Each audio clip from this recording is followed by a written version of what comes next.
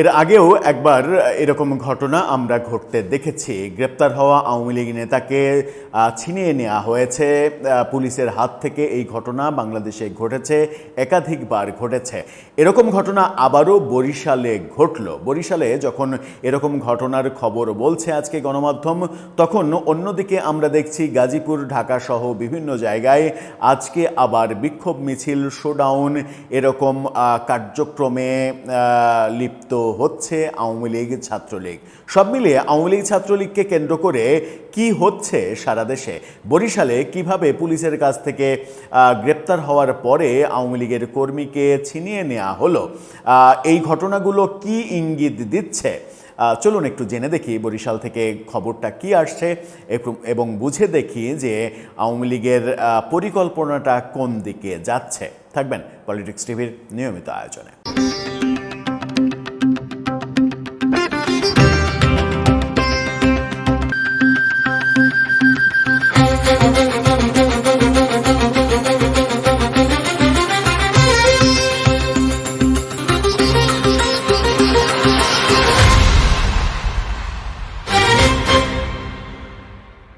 দর্শক, বলছিলাম বরিশালে ঘটনাটা ঘটেছে এবং গ্রেপ্তার হওয়া আওয়ামী লীগের নেতাকে ছিনিয়ে নেওয়া হয়েছে পুলিশের কাছ থেকে।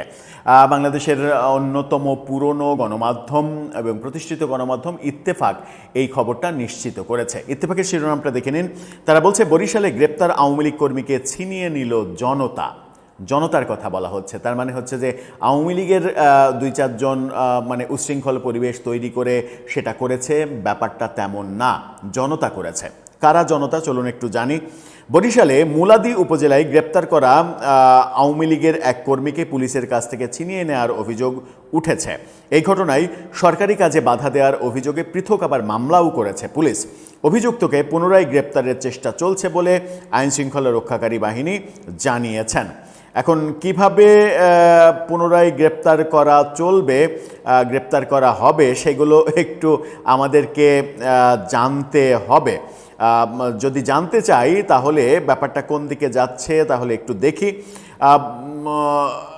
বুধবার এই ঘটনাটা ঘটেছে, শুক্রবারে আজকে প্রকাশিত হচ্ছে খবরটা।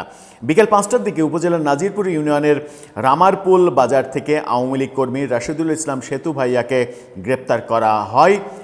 ভাইয়াকে না, ভূঁইয়াকে গ্রেপ্তার করা হয়। এ সময় একদল স্থানীয় ব্যক্তি পুলিশকে ঘিরে ধরে এবং এক পর্যায়ে হ্যান্ডকাপ পরা অবস্থায় তাকে ছিনিয়ে নিয়ে যায়। হ্যান্ডকাপ পরা ছিল, মানে হ্যান্ডকাপের লক থাকলে সেটা খুলতে কিন্তু অনেক কষ্ট হয়, সেটা কাটা ছাড়া, মানে ওই লোহা কাটা করাত দিয়ে কাটা ছাড়া কোনো উপায় থাকে না।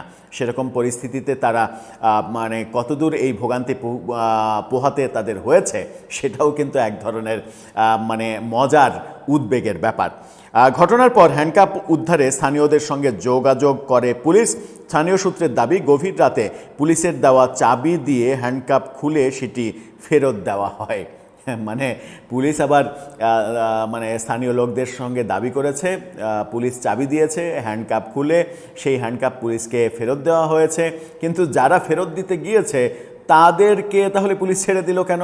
নিশ্চয়ই এই কাজ যারা করেছে, ছিনিয়ে নিয়েছে যারা, তারাই ফেরত দিতে গিয়েছে। ব্যাপারটা বুঝতে পারছি না আসলে। মুলাদি থানার ভারপ্রাপ্ত কর্মকর্তা খন্দকার সোহেল রানা বৃহস্পতিবার রাতে ঘটনার সত্যতা স্বীকার করেন। তিনি জানান, আওয়ামী লীগের প্রতিষ্ঠাবার্ষিকী উপলক্ষে কেক কাটার ঘটনায় দায়ের করা মামলার এজাহারভুক্ত ৫ নম্বর আসামি ছিলেন রাশিদুল ইসলাম সেতু ভূঁইয়া। ওসি আরও বলেন, তাকে ছিনিয়ে নেওয়ার ঘটনায় থানার উপপরিদর্শক মনির হোসেন বাদী হয়ে সরকারি কাজে বাধা দেওয়ার অভিযোগে নতুন আরেকটা মামলা করেছে। পুলিশের দাবি, ঘটনার পরপরই ব্যবহৃত হ্যান্ডকাপটি উদ্ধার করা হয়েছে। কিভাবে উদ্ধার করা হয়েছে সেটা তো ইত্তেফাক ফাঁসই করে দিল। এখন এই ঘটনা যখন ঘটানো হচ্ছে, ঘটাতে দেখছি আমরা, তখন আমরা দেখছি যে গাজীপুরে আজকে ব্যাপক বিক্ষোভ হয়েছে এবং সেই খবরও গণমাধ্যমে এসেছে। এই খবরটা দেখে নিন।